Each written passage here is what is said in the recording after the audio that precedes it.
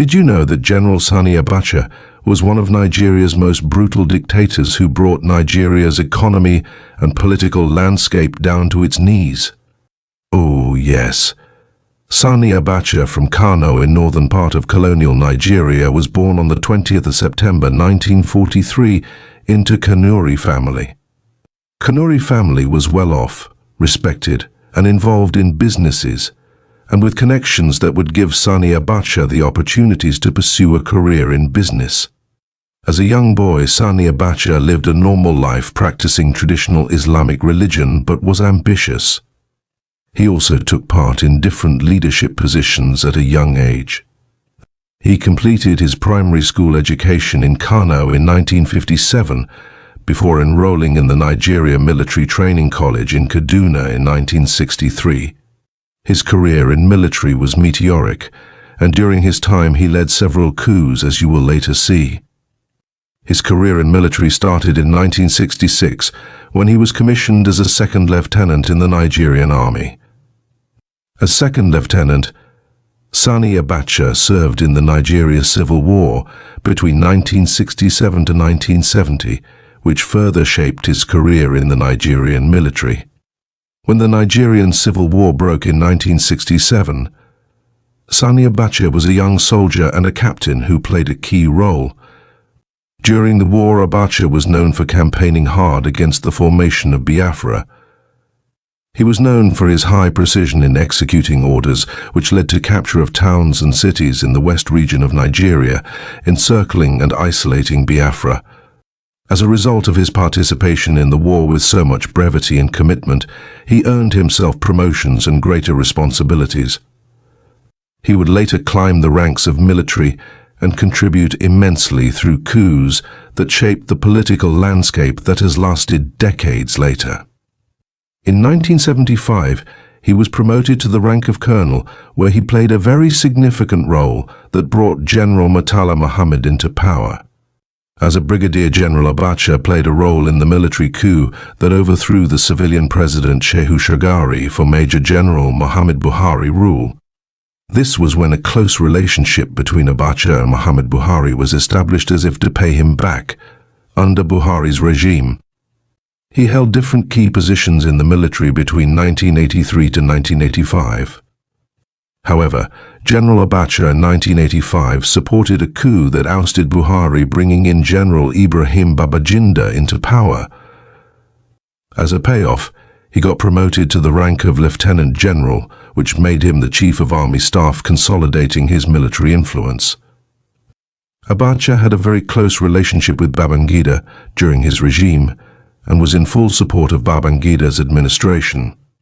In August 1993, Babangida annulled a free and fair election in which Moshood Abiola was set to win, leading political instability.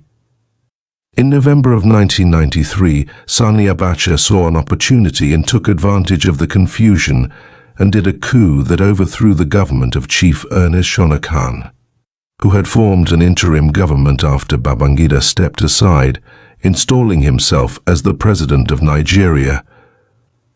The political maneuvers of Babangida facilitated Abacha's rise to power, while the military powers of Abacha supported his ability to consolidate support for his government. Sani Abacha quickly consolidated power, and although he had promised he was going to allow return to civilian leadership of Nigeria, he instead dissolved democratic institutions, forming an authoritarian regime. When Sani Abacha did not organize for election in 1994, Moshood Abiola declared himself as the rightful president of Nigeria, leading to the seizure by Abacha regime. Abacha dissolved all the democratic institutions, banning all political parties and the crackdown of all his opponents.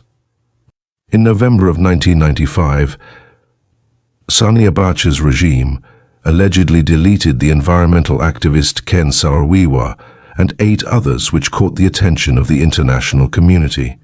By 1996, Sani Abacha regime had been associated with deleting so many people at large scale and restricted freedom of expression and speaking. In 1997, due to domestic and international pressure, he announced a transition program while at the same time he continued to consolidate power around himself. Before his fall, his eternal fall in 1998, he had brought the Nigerian economy and political landscape to its knees. Sani Abacha stole an estimated $3 billion to $5 billion between 1993 and 1998, which was estimated as 10% of Nigerian GDP during his regime. Sani Abacha stashed his loot in banks in various countries including Switzerland, Luxembourg, Jersey and Liechtenstein, among others that are yet to be discovered. Most of the money was siphoned through inflated contracts, direct theft from the Central Bank of Nigeria, and through systemic embezzlement. He never lived to spend the money he had stolen. Sani Abacha met his maker on June 8 of 1998 from a sudden illness presumed to be a heart attack in the Aso Rock villa. The circumstances that led to his loss were mysterious and was met by both sadness and sigh of relief, depending on whether one found his absence a good or bad thing. Sani Abacha had a wife, Mariam Abacha, and 10 children, 7 sons and 3 daughters. Mariam played a very huge role in the husband's regime and was involved in myriad of charities. In 1999, Olusegun Obasanjo was elected president, who immediately initiated efforts to recover the money that was stolen by Sani Abacha. Between 2000s and 2020s, the international efforts to recover Sani Abacha loot only managed to have $1,022 million from Switzerland, $1 million from Luxembourg, $1 million from Liechtenstein and $1 million from the United States and Jersey. This is approximately $1.5 billion recovered. The looting overshadowed any project that Abacha invested, any good project that Sani Abacha touched. Corruption followed it, massively devastating the Nigerian economy. For example, the Nigerian Petroleum Trust Fund was meant to spur economic growth, but the scale of embezzlement ruined the benefits. The brutality of Sani Abacha soiled the good name of the Kanuri family, and never had his parents and relatives ever thought he would be one of the most controversial leaders of Nigeria, marked by endless discussion and recovery of the money he had looted decades after he was gone. His wife, daughters and sons have continued to attend court cases to answer questions on the money Sani Abacha looted.